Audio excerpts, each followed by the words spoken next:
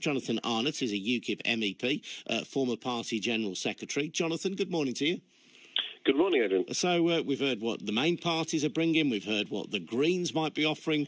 Apart from the obvious withdrawal from the EU, what are UKIP offering us? Well, we're talking about a controlled system on immigration with an Australian-style points-based system. We're talking, in terms of the economy, we're talking about raising the tax threshold so that no one working a standard working week would be paying a penny piece in income tax if they're on the minimum wage. We're talking about putting in an extra £3 billion a year into the NHS, into making sure that, and one of the priorities there will be to make sure that we've got enough doctors and nurses in the country, to make sure that we're putting more money into mental health services. We're talking about having an education system that will respond to the needs of industry, to make sure that we're training our young people up with the skills that they actually need, and to remove the sort of one-size-fits-all approach in our education system. We're talking about actually making quite a number of savings. You've mentioned already, of course, leaving the European Union, which would save a net something in the region of £10 billion a year. We can do the same to cut our foreign aid bill dramatically, because at the moment we're sending foreign aid to 19 of the 20 most corrupt nations on the planet. And so just so we're clear, Jonathan, would you scrap Britain's foreign aid or simply reduce it? No, what we're saying is that we would reduce that, because there are some situations where it is the right thing to do to help countries which are in need. So, you look at something like the Ebola crisis, or projects where there's a lack of a clean water supply, for example, or humanitarian disasters like a tsunami or a tornado or a famine. That's one thing, but when our aid money seems to be ending up far too often in the hands of corrupt governments, or when you have a situation where we're pushing more and more and more into giving money with one hand, but actually through our trade policies we're pushing those countries down, making it very difficult for them to trade with us, and we're keeping them in a constant cycle of poverty, which isn't actually helping them. And okay, well, Jonathan, if I tell you that the current aid budget is something like £7 billion, how much would UKIP reduce it by? Well, it's on its way up to around 12 billion at the moment, and we're talking about bringing it down to about £2 billion a year. £2 billion a year, so a cut of more than 2/3 on the current amount of foreign aid spending.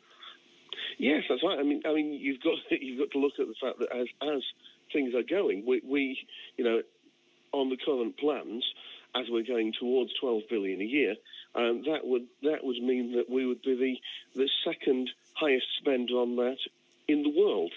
And I think this is a time where we're in a very tough economic situation, but not as tough, surely. Not as tough, surely, Jonathan, as those people in the poorest countries on earth, some of whom may barely be able to feed and clothe themselves, who might be reliant on British aid. Well, and what we're saying, of course, is that there are situations where we should help people in those countries, but we have a bloated foreign aid bill in this country at the moment, where we're spending money on things that we shouldn't be spending it on. When you're giving money to countries with nuclear programs, countries with space programs, countries in the G20, India, for example, which has aircraft carriers, unlike us at the moment, there are so many things that we are spending money on that we shouldn't be spending money on.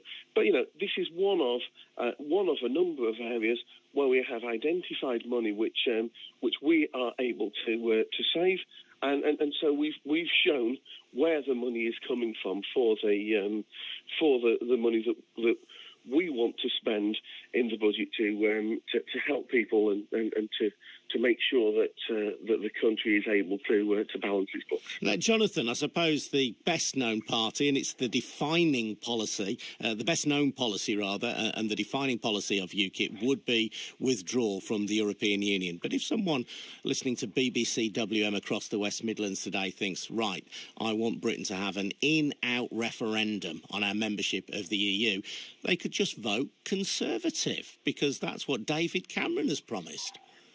And of course, if somebody wanted a referendum on the Lisbon Treaty, on all the powers that we gave away to Brussels all the way back in 2010, and they'd been told that David Cameron was a man that would bring that to them, and of course, when he got into power, he did absolutely nothing. Well, he's promised, hasn't he? That if the Conservatives win the election, the Conservatives have promised that there will be a straightforward in-out referendum on our membership of the EU. So if somebody is of a Conservative disposition, why would they vote for UKIP rather than the Tories?